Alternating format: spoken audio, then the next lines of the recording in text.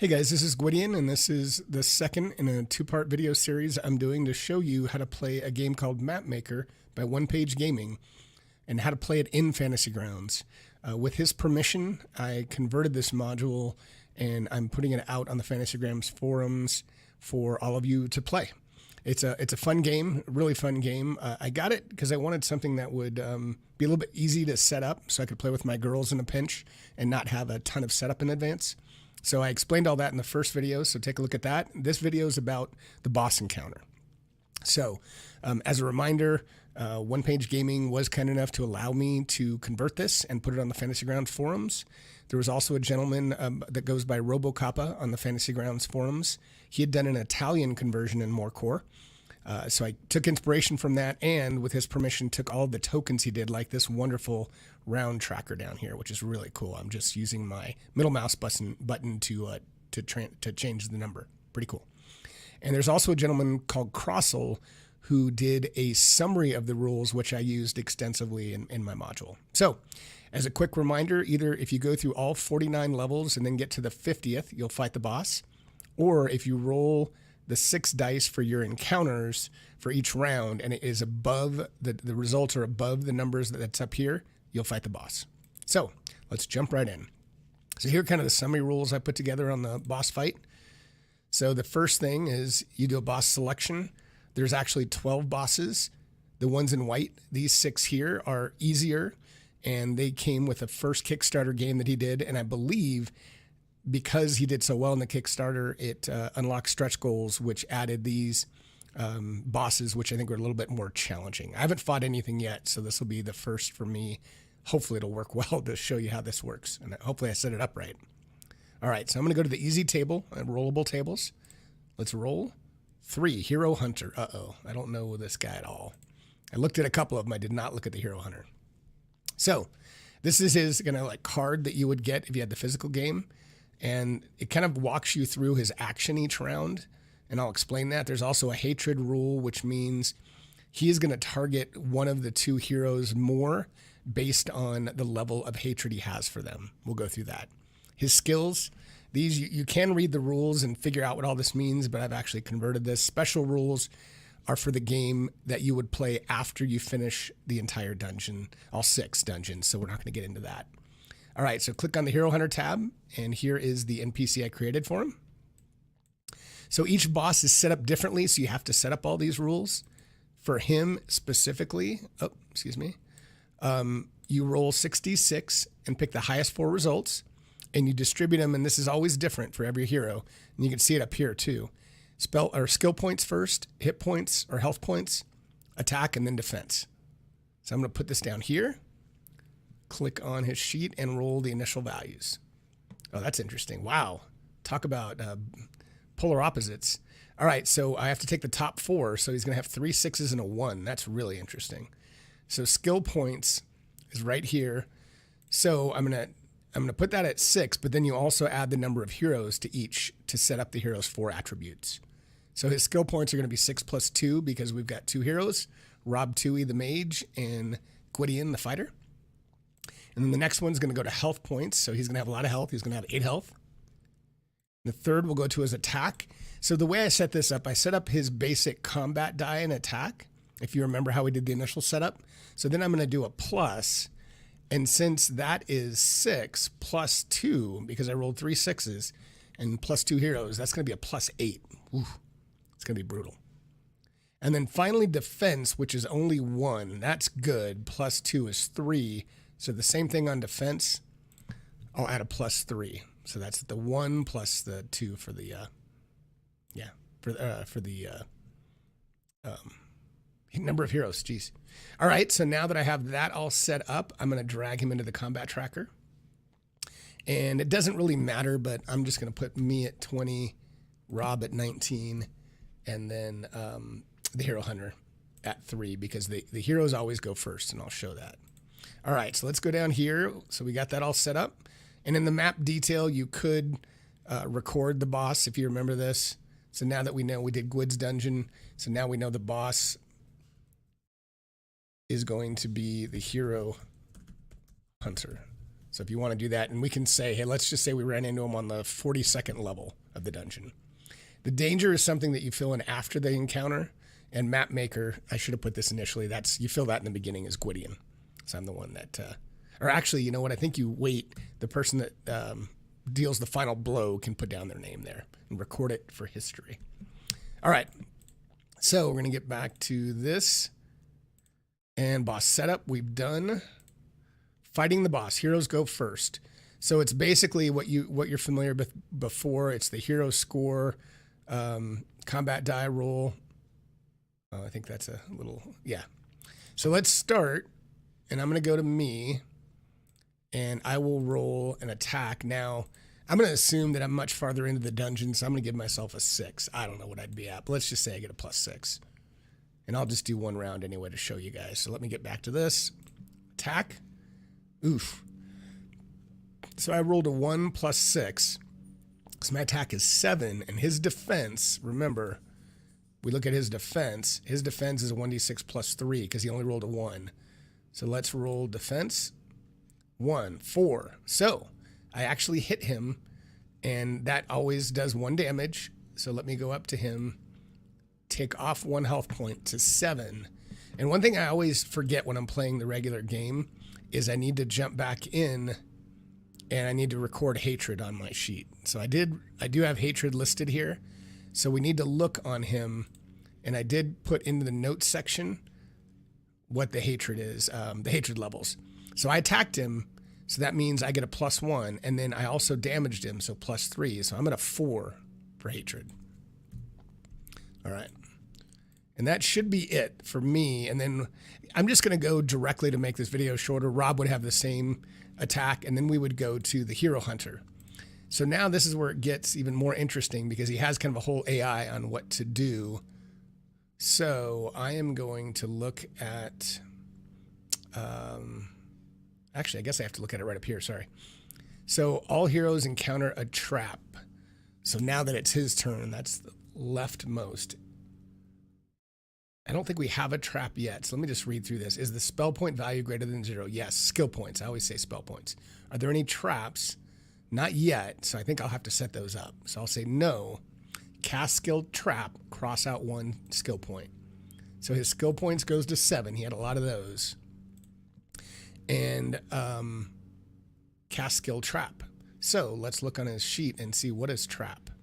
Here's the skill. Roll 66, the maximum number of heroes times 2, maximum of 6. So I've already got my basic die 66 here, so let's just do that. Oh, I could have done it. I already set that up. Darn it. I think I already had that set up.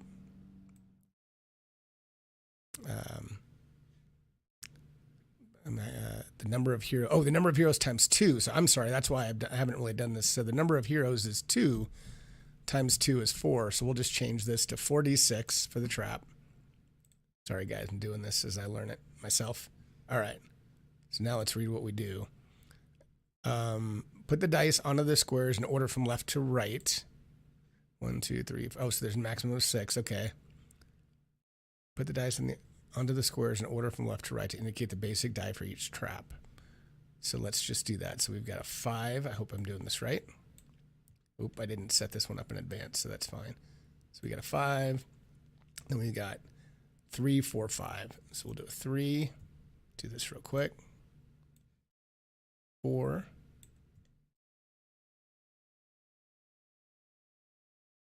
And we'll do a 5. I didn't set this grid up, so it's going to look a little bit more funky. All right. Each turn, if there are any traps, every hero needs to encounter the leftmost trap before taking any actions. To resolve a trap encounter, conduct an agility test. So again, agility would be up here. I already got that. If the hero fails, he or she will take 1 damage. So that's before anything even starts. Okay. After a trap encounter, remove the trap's basic die. After, okay, so it gets expended.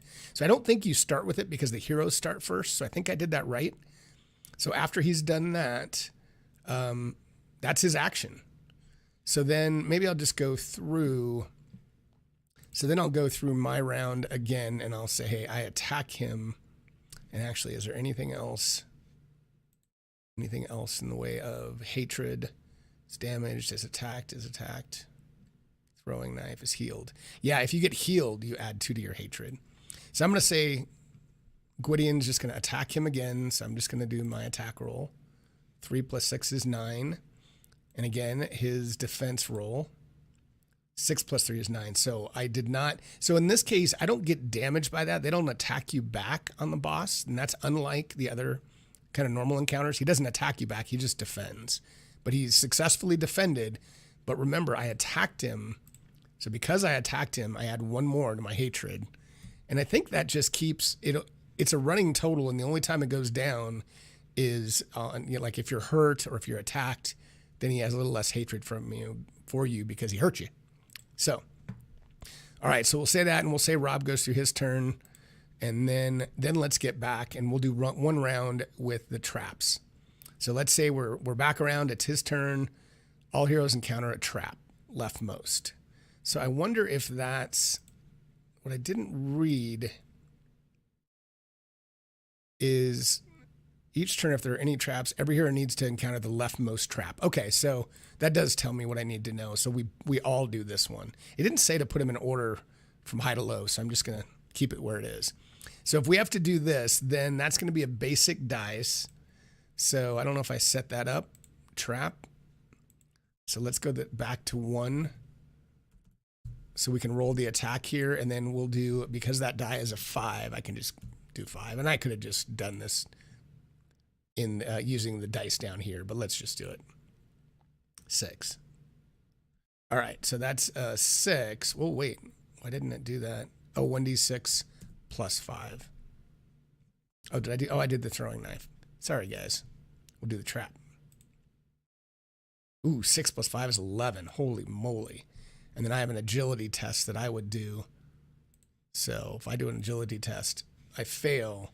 And if you fail, I believe, I don't know if it told you, but you should just take 1 damage. Yeah, if you fail, it's 1 damage. So I would go to mine and down to 10 hit points, health points. And then Rob would do the same. He would have the same encounter. And once that's done, you take that one away. And then you would go to the next one next time. And that's just the beginning. And then after that, he still has more spell points. There are traps out there. So I said, yes, there are traps. Were any heroes wounded by a trap? Yes, I was. So after that, cast skill critical strike on the hero with the highest hatred. Now, remember, I got damaged, so my hatred would go down by 1. Actually, is it 1? Is attacked by a normal attack. That's minus. Oh, it wasn't a normal attack. It's damaged by trap -1. So that's right for me. So he would. Were any heroes wounded by a trap? Yes. Cast skill critical strike on the hero with the highest hatred. So he'd lose another skill point. But then he would cast critical strike.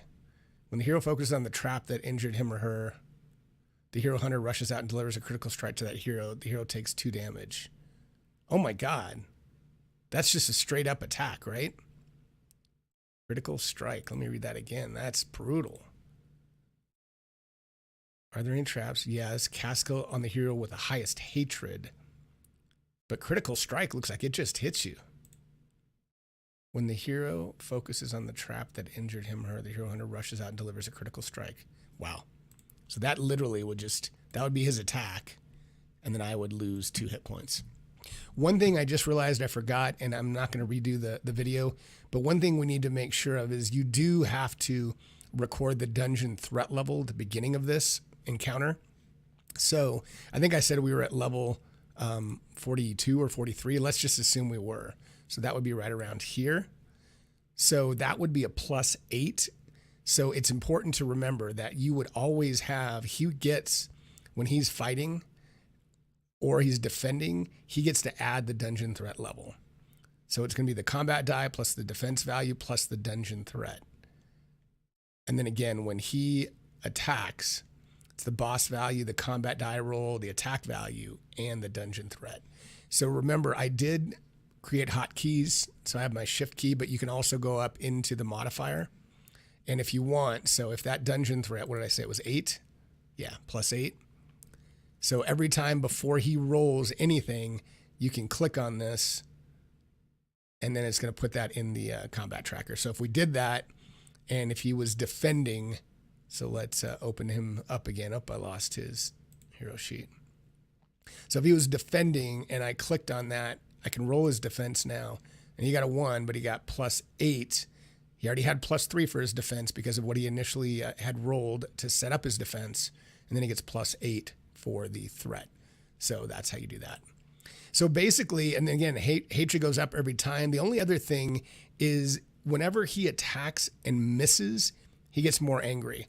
So you're going to have to figure out a way to record that. But if he has 2 misses, it doesn't say in a row. It just says for each 2 misses, when the boss attacks, increase the dungeon threat by 1. So you're going to have to keep moving up the skill modifier by 1. And the maximum I did, I think, was 8 or 9. So you can just, add to the modifier to do that. But basically, then you would keep going through this until one of you was the winner.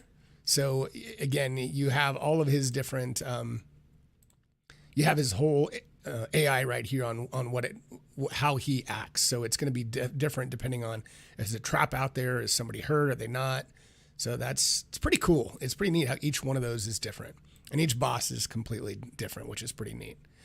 Then at the end, here we go. So winning and losing. So if you win the game, then you can fill out the rest of the map detail, which is kind of cool. So you'd fill out, and you end up picking a danger, and that comes into play for the map maker, kind of the adventure mode at the very end of the game after you've gone through all 6 dungeons. So you can check that out. And losing, all you would really fill in is the dungeon name and the hero, and you would the boss. And you could go back through the dungeon with different characters, and then you would encounter the boss at whatever level I believe he was at before, I think. But you can look that one up. And there's other rules, just as an FYI, and I'll close out on this. Die values never can be, in general, less than 1 or greater than 6. Hatred value is always 0, and the attribute penalty, I don't remember what that is. And that's probably for the adventure game. Yeah, and then this is important. When you recover hit points or skill points, it never exceeds the initial value. So the adventure mode, this is what happens after you get all 6 dungeons. And after you finish one dungeon, you basically can go back through. You either reset your current heroes, reset everything to 0 again, or the initial starting value, or you start with new characters, whatever you want. All right. And then it kind of explains that whole adventure mode. And there's a hard mode that you can look into. And that's it. So, I mean, it's a pretty fun game. Sorry, I stumbled a little bit with the boss encounter, but it's pretty neat. And again, I didn't show you any of my skills, but remember, you can use these skills anytime. If you have gone through the dungeon and you've got more than 12 skill points, skill points. One other thing I didn't show, but like for Rob, he started with 9 skill points. If he does get to a total of 20 and he uses one of these, let's say he uses Arcane Mastery. Once he does that, I change the hero points to skill points, and you can double click on this and it'll show that he used one. So this one up here, I'm using to track. You begin with a certain number of skill points. So if you pull up the hero sheet again, in his case, he gets 9. As a fighter, I think only get 2 or 3. And then once you use them, this will keep going down. You decrement it unless you get a skill book or skill points from a treasure, but that's how that works. And you can use those skill points, I think, either before or after your roll, from what I remember. So that's it. Sorry, this one a little long, but it was fun. I enjoyed it, and I can't wait to play this full encounter. I think I'm going to play some solo games with just 2 characters. There is a solo mode, but I think playing 2 characters will be more fun. So that's it, guys. Thanks again to One Page Gaming and everyone that contributed, and Robocoppa for his tokens. This was a lot of fun to make. So I hope you guys enjoyed. I hope a few of you at least jump on Morecore and download it. And until the next time, I hope to see you all around on the Fantasy Grounds forums. Thanks, everyone.